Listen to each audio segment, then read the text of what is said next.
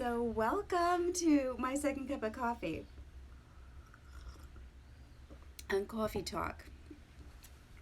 I'm going to talk continually on what I brought up on Monday, which is I was talking about the woman who never goes to the beach and how she was pretty bitter and angry about it. And the thing about it is we all make decisions every day, all day long, all throughout our life. And when we don't honor those decisions, it's just not a good look. And that's kind of what I experienced. And if you missed Running in Circles, I'll just briefly tell you the story. I was in a conference a couple of years ago in Florida, and the keynote speaker was from the Midwest, and it was in January. And he was so glad to be in Florida, and he said, "You're so fortunate to have the ocean in your backyard." And a woman yelled from the audience, "But we never get to go." And there was bitterness and vehemence in her voice, and I just thought to myself, I just don't ever want to be that person. And I have seen it at other times in my life as well, and I've always just, I love to be an observer and a chooser. So when I see people being bitter about choices they've made in the past, I've always just said to myself, okay, number one, re-examine your choices to be sure that you're not going to be bitter about them. And number two, if you're bitter about them, just change your choice.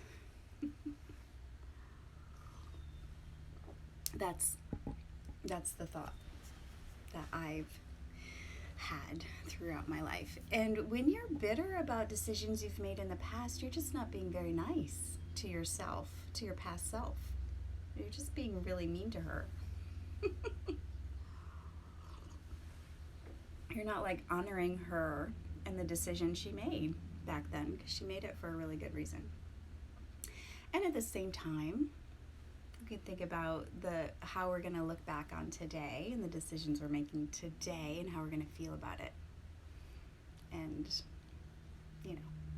we can set up our future self with some good decisions and then feel really good about them. So that's just the thought I've been musing on all week, is honoring your decisions. If you don't like your decisions, change them, and don't spew in public how you feel about it. Yeah. So, for instance, one of those decisions has been really big for Judah and I. Like, we've decided not to have children. But it's such a huge decision that it's something you have to keep revisiting to make sure that you're both on the same page, that you both feel the same way about it, that you both are not going to look back with regret. So that's like a huge, huge decision. But even smaller decisions that we make every day can have an effect. So you just kind of keep checking in with yourself, with your past self, with your present self, and with your future self. And make sure you're all on the same page and that you're all going to be happy with the decisions you make. That's what I'm talking about. I love Fridays because I get to slow down just a little bit and enjoy a second cup of coffee. So it's just a little fun thing that I like to do on my days off, just because I have a little extra time. So I was also thinking this morning, the choice of self-care is a huge one.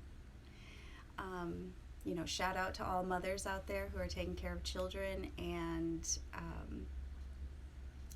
you all deserve a huge extra medal. But at the end of the day, you don't want to look at your toes and be like, bitter. I don't have time to take care of my toes because that's a choice too. So I don't know if you know this, but I have an online course. It's called How to Elevate Your Self-Care Beauty Routine.